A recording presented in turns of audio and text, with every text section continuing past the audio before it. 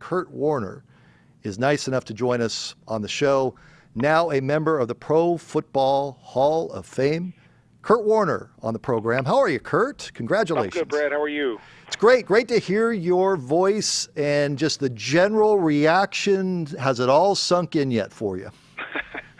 No, not yet. So hard to make sense of it all and figure it all out. But the family and I had a great weekend and fun to be a part of it and get to know some of the other Hall of Famers beyond the helmet and the football side of things. So it was enjoyable. What is the moment just a few days removed that sticks out to you the most? I think the moments that stick out the most are when nobody else gets to see and you're sitting down with some of these other guys, these Hall of Famers that you watched on the field, and you remember them as football players, but you don't really know them as people. Right. And you get a chance to sit down and find out who they are and what they're doing now, and just the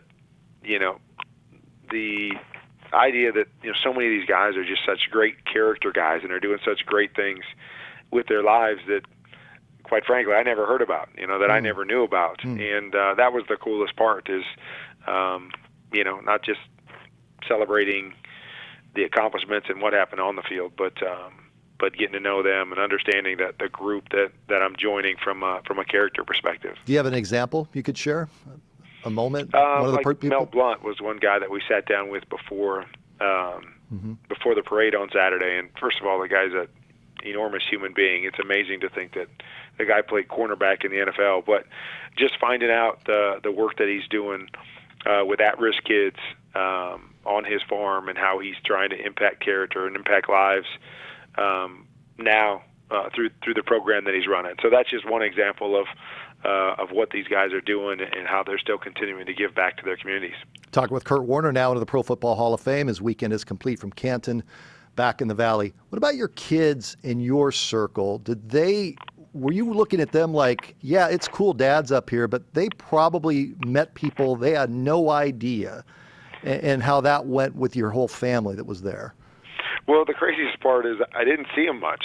I was from one event to another and doing one thing or another thing, and so I didn't get to see the family all that much outside of the parties that I had at night. And so that was one of the hardest parts was just not sharing those intimate moments with them. But not seeing them, I would ask them, hope you guys are having fun. What's going on? And I mean, every one of them was like, "Oh my gosh, this has been awesome." So they all had unbelievable times. It was just unfortunate that we didn't get a chance to really enjoy some of those moments with them as you were taking part in all the other things that they had for you at the Hall of Fame. We're talking with Kurt Warner, Hall of Famer now in the National Football League and the Football Hall of Fame, Pro Football Hall of Fame over the weekend. Your speech, did you write it yourself? Did you have people work with you? How many drafts did you go through on your speech? No, I did it myself. There was basically just one draft that just kept being shaped and changed and trying to get it how I wanted to get it. So, it was something I wanted to do on my own. I wanted it to be my words and what I wanted to say to the different individuals and share the story that I wanted to share. So I made sure that it was something at the end of the day that I guess I was responsible for more than anybody else. Your decision to include Trent Green in it, I know I saw you afterwards with your NFL Network brethren talking about that, but for the fans to understand what Trent Green meant to you and how it was that you decided to include him in your speech. Well, I mean, the whole speech, if you listen to it, it was getting away from what everybody knows and, the people or the places or the stories that everybody has heard before. Because so often, with all of us that find ourselves in these places, there's particular people and there's particular stories that really shaped us as individuals. And that's what I wanted to do was touch on those people that never get thanked or never get mentioned or people don't hear about, and make sure that they got their moment. Because to me, that's what this was all about. Is I know everybody was looking at me and celebrating me. For me, I wanted to celebrate them and wanted to thank them because whether they knew it or not, some of those stories, some of the people, I'm sure they knew the stories, but maybe didn't know the impact that it had on me. And Trent, I'm sure, was one of them. That sometimes Trent gets lost in the shuffle, and what people don't remember is there was a time Trent was teaching school, and then got another chance with the Washington Redskins, and then got his chance with the Rams. So it was a similar story to me, and then he suffers the injury, and then I take over, and we do what we do, and he's kind of a forgotten piece in there. Right. But who he was and what he displayed and how he helped me was so instrumental. And then what people also forget is that, I was there at that time, and I got to be the one that took over, but then I found myself in similar situations to Trent 2 or 3 times throughout my career from there. And what I watched with him and how he handled that situation and the character that he showed was something that really left a big impression on me. And so as I faced those different situations, there were times you were angry and you were upset and you wanted to, be the one in there and you wanted to scream. But at the end of the day, you realized, and I realized, how big of impact I could have on other people in those situations, very much like Trent had on me. And it helped to sharpen who I wanted to be and to make some of those decisions that I made along the way. So, I'm sure some people, why didn't you think, Marshall and Larry and those guys? And, I like to think that those guys know how grateful I am for them. And I think everybody else knows, and they get their due. These people that I tried to share the speech with were ones that didn't get their due, and I wanted to make sure that they got their moment. That's interesting. I know Al Luganbill well. We're actually related. And oh, really? Yeah. It's just a small world, like third cousins, and had him over at San Diego State. And we had Mike Martz on a couple of weeks ago about you, and he shared the story of how you got kicked out of a drill for something that wasn't your fault, but he wanted to test your mettle and how tough you were. And the lineman came over to you afterwards and said, hey, it wasn't your fault. He wanted to share that story. Isaac Bruce, we had on, Marshall, we had on, all talking different ways about you. And so to hear the names of Al Luganbill, and you thanked Coach Martz, and Trent Green, I thought that was really cool. And that was a deep dive in my view. So you had to put a lot of time in on this. I did. And, like I said, I went back and just said, okay, what were the moments? Because the biggest question I was asked throughout the entire week is, how did you keep going? Why did you keep going? Right. How did you have the wherewithal to face those situations and keep moving forward? And that to me was what the speech was. It was those moments, those things I remember, those things I was taught.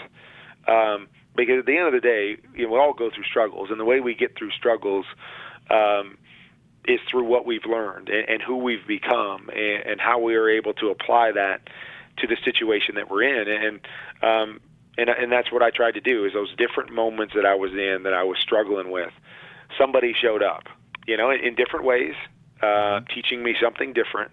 And it was those somebodies that ultimately got me to where I was, because everybody knows the story from once I took over and won the Super Bowl and all that.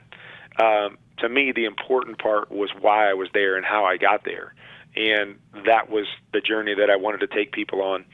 So hopefully they went on that journey with me and they understand that's what I was trying to do. And, again, the theme was moments. Moments matter. And for us to take advantage of them, and so often we look at it going, well, I got to take advantage of my moment to accomplish my dream.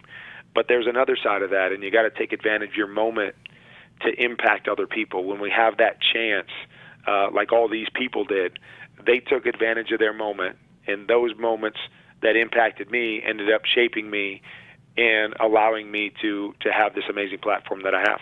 Talking with Kurt Warner, a couple other questions. I'll let you go, and I appreciate your time following what was a emotionally taxing weekend, I'm sure. Sitting there and being the last one to speak, okay? And I know it's been written now there should be time limits. I don't agree with that. I think that it's your moment, and to put time limits on speeches, that's a difficult thing to balance. What did you do for those 4 hours plus, and do you think you were a little nervous before it got started because you were the last one? It took forever to get to you. Yeah, there's a lot of things. I tried to sit there and listen to the other guys and hear their story. I think the most disappointing part, and I don't know if you want to call it nerves or whatever, when you get up there, is when you're the last one and you're 4.5 hours in, Yep. and you finally get up there, and there's nobody there. The stands in front of you are empty to a degree.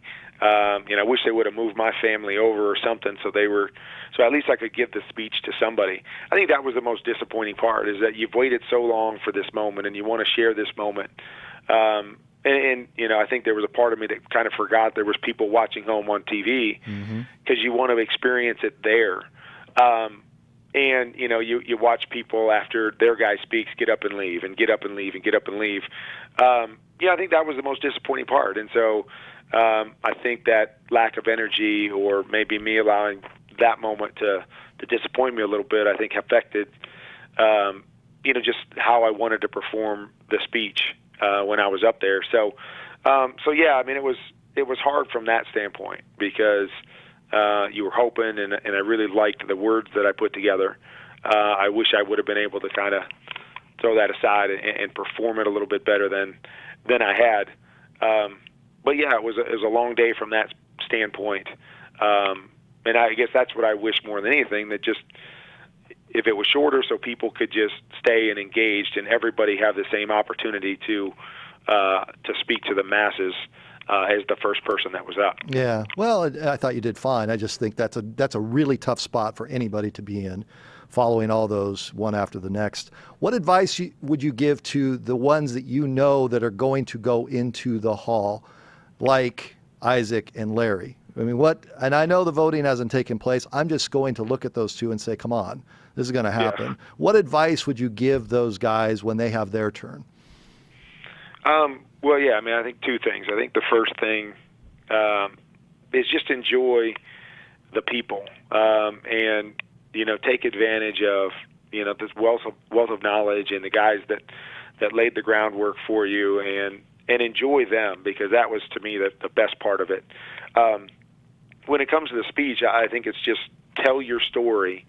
And then my piece of advice, would be forget about the people in front of you and understand that there's a bunch of people watching. Because I wish I would have, really recognized and grasped that, excuse me, a little bit more. So not letting whatever the emotions are in the stadium affect your emotions or what you're trying to do with your speech, but tell your story. I think that's the coolest part of, the whole night, is sitting there and listening to what I didn't know.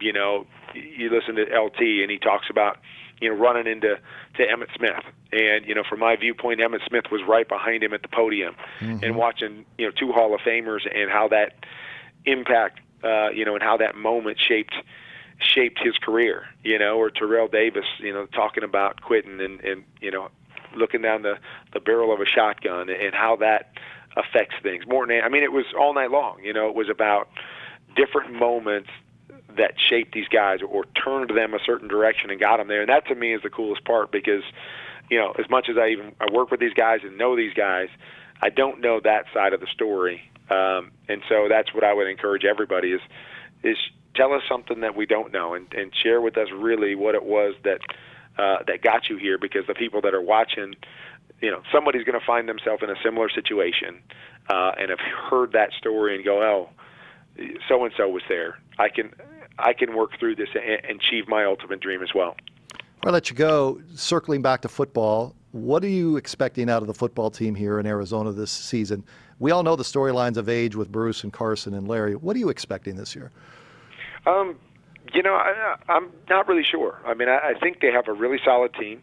I think there were some losses that they went through, the secondary and what have you, where you go, okay, will these young guys come in and be able to live up to the billing in the first year? I think you're excited about David Johnson, and you wonder if this team can become a run-first, dominate the line of scrimmage, and let Carson and the big plays be a complement to the running game.